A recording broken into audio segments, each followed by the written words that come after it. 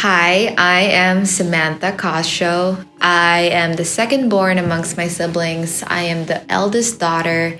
I was born in the Philippines, and I migrated to Dubai when I was 5 years old, knowing I knew nothing about English, how to speak it, what language it was. So it was all so new to me.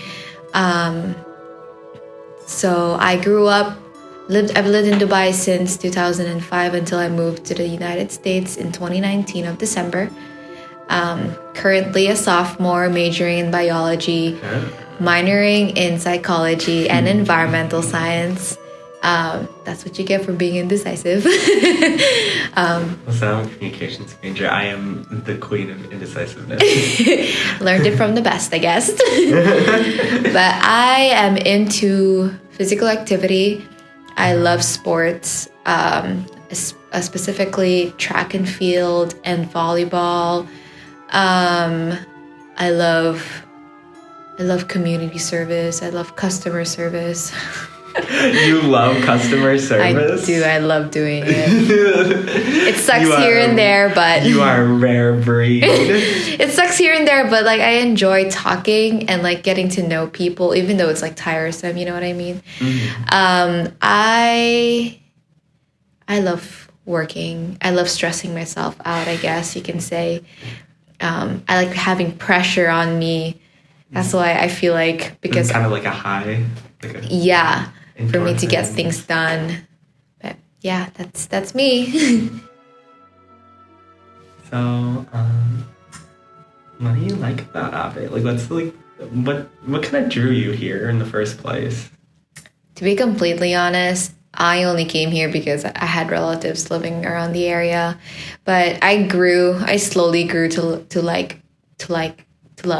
love Ave. Well, it jumps, like I like it sometimes I don't, sometimes I want to transfer, sometimes I don't. Love-hate relationship. Exactly, but I think my favorite part about Ave is just the professors, like Dr. Didis, Dr. Suguru. They're just so helpful, and I never really expected it because back in my high school, teachers say they're there to help you out, but they're not really helpful. But professors here, they actually make sure that you get the help that you need. And I'm here for a quality education. I'm not here just to have rubbish. Yeah. So I really like not just the weather. I like the campus, how small it is, so you don't have to really hassle and to go into classes. Professors are amazing. People are just nice overall over here. Yeah, I think pretty much people is what makes Ave Maria. So, what do you miss most about home? I mean, obviously family, but This is TMI, but I miss... Do you guys know what a bidet is? Yes. Yeah. I know what a bidet is. That's what I don't know miss. if everyone else does. When I moved here to the States, I guess that was the only thing I was really scared of because I was used to having it everywhere I went in Dubai. And that's why I never really liked going to the Philippines. I have to bring 10 packets of wet wipes. Yeah. Because they didn't have bidets. And over here, I just stuck with classic tissues. And just for me, I think that's what I really miss the most. And I guess convenience too, because everything was so accessible with public transport. We had the metro, we had buses, we had taxis. Everywhere we went, everything was accessible. Literally, I guess that's what I miss compared to here, because you need a car here. Yeah. You kind of talked about some of the differences between America and Dubai. Mm-hmm. What are some other ones that you kind of notice that kind of stick out to you that you're oh, that's interesting, or you're that's annoying? Oh, when I first got here, so in Dubai, everybody minds their own business. You have your own world, they have their own world. In the grocery stores, when you literally cut in front of somebody, you typically say, "Oh, excuse me, oh, sorry," right? In Dubai, we don't do that shit. We do, but we don't. We do have pleasantries. It's just that we don't do it as much compared to here. It's kind of more like, well, I'm never gonna see them again, and like Yeah. it's not would like it's be a waste of both of our time. Yeah, because everybody, like the country, Dubai, the city itself is very small, but there's a lot of people. But here in Ave Maria, it's one small community. Everybody Yeah. knows everyone. Yeah. So if you get one single complaint, who knows, I might get deported. I'm just joking.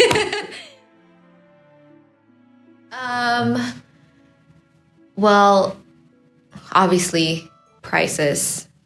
The prices here are lower and more doable than the prices in Dubai. I feel like you guys have more options here, and like growing up, like options in a sense of like, because everything is here. This is basically the center of production. Yeah. I feel, and I used to tell my boss this, that one culture shock that I got ever since moving here was that seeing alcohol in every restaurant. Because Dubai is a Muslim country, and I guess I just never really paid attention. And my parents said it's always been there, but you don't really see it as much. Yeah. Because they're very conservative. But here it's just so casual, so cheap, so accessible. Yeah, that's one thing I guess you consider as a culture shock. It's like, where do you work? What do you do? Oh, well, that's so interesting because I work as a student philanthropist at the advancement department. So we essentially just call prospective donors who have donated, who are going to donate. Even we also call alumni to continue to support the school that they attended. And we build relationships. We build a lot of relationships to help them continue to support our university, because I think it's really important to have supporters like them, because they're what built the university, and for them to just have a relationship with the students themselves, I think it's very important, because social interaction, especially at a higher demographic compared to us, I think it's more important for them. And yeah, we collect prayer intentions, we offer up mass, we give them updates about what's been going on here in the university. So basically, we're ambassadors. Yeah. You can say. So yeah, we are student ambassadors, spreading the love of the university all over the country.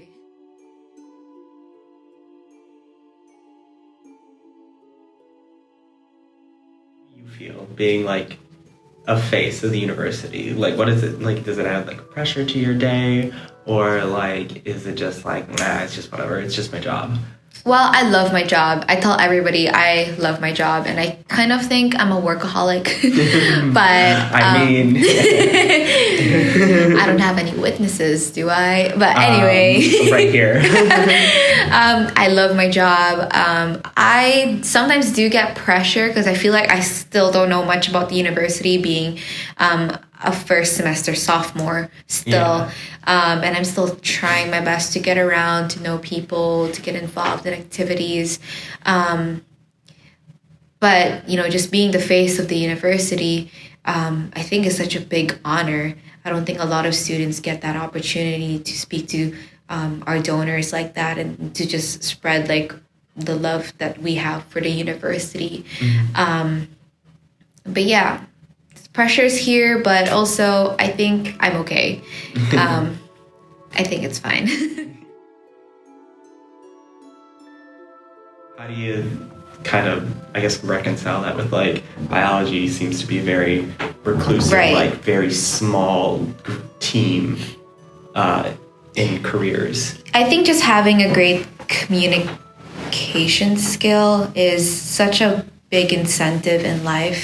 And if it's something I really like doing, that means I can just work better with a team of people who I work in the laboratory. I don't really necessarily have to stay in the lab.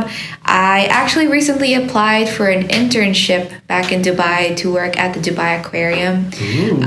And that also involves customer service, where you can speak to people about animals, speak to people about the marine life. And I think that relates a lot to my field, because that's what I'm learning right now. And just, I can simply work at a zoo and just talk about animals all day long. And I love animals still. I guess that's my people skills that can come in handy. And yeah, just like I said, you can work better in teams if you're really good at communicating. But yeah.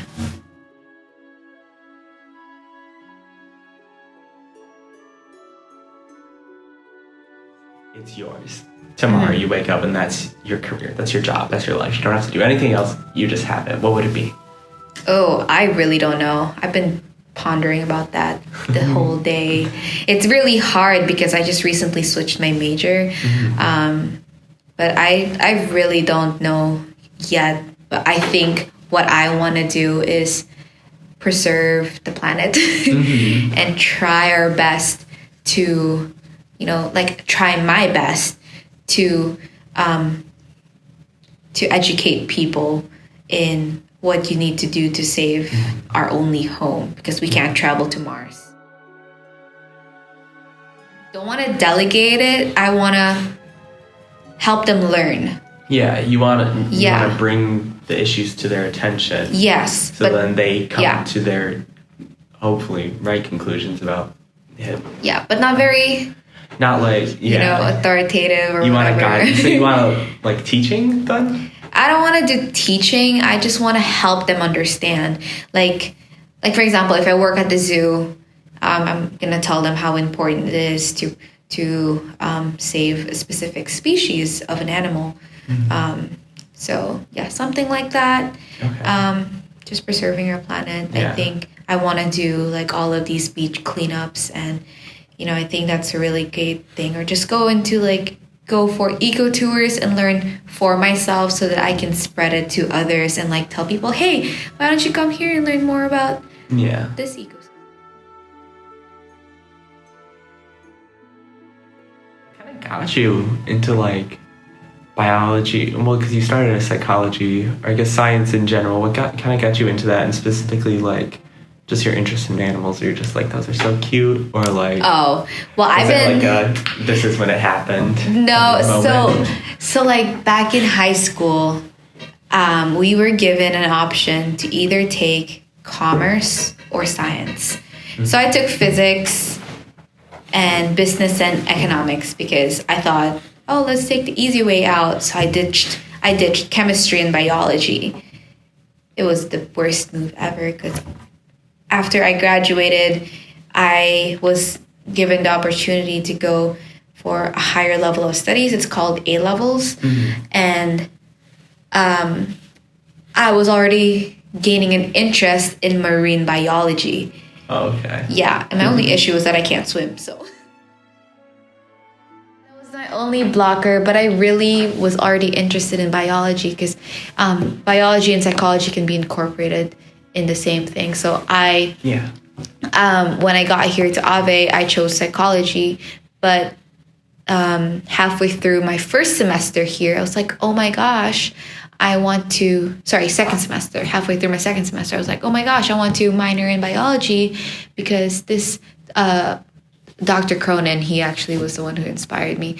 You finally worked with him. Yeah, he was teaching so well, and I was like, oh my gosh, I really like this major. Maybe I want to minor in it because I'm already with psychology. And then this semester came in, and I was like, oh my gosh, I love how it gets harder and harder. Bring me in, like pull me in. Yeah. And I think it was a good mistake because I switched my majors from psychology to biology. That's why I'm minoring in psychology instead, because like I said, they can be incorporated with each other. So the reason why I still kept psychologies because you can learn both about not only the physical well-being of the animal, but the mental well-being of the animal as well. And I think that's really important to work around with, especially if you're working in an aquarium or just in a zoo. I think that's really beautiful.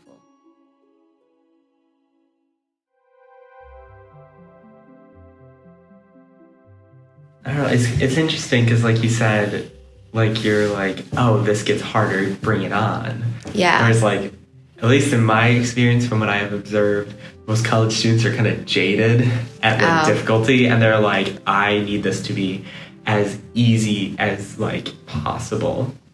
So like this like a kind of different mentality. Like, do you kind of agree like that? Like, do you like see that and like? No, what do you think about it? No, it's very true. I think it's because I'm very competitive.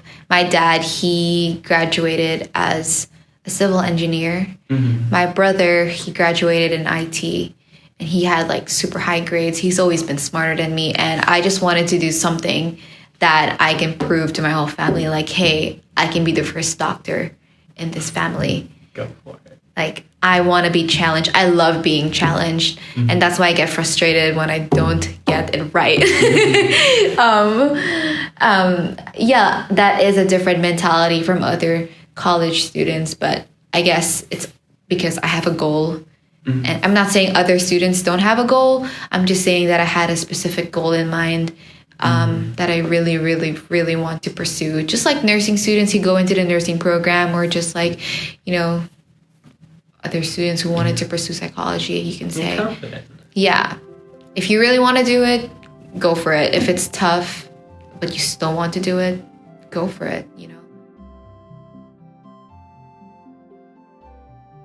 What's your whole feeling on like the okay, now you're coming into the part where you're making decisions that affect your life now? It's very scary, let me tell you that. I actually just spoke to my boyfriend about this like an hour ago, and I was telling him like, hey, what are your plans? Like, what do you think you want to do? Because you're graduating next year and you have to have this. You were asking your boyfriend this? Yeah. Okay. And the thing about me is that I'm a planner, and I want to make sure, I really want to make sure I stay on my path. And if I don't stay on my path, it freaks me out.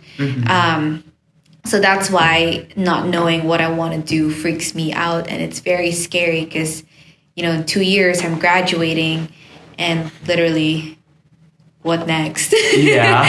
You know? Yeah. I don't know.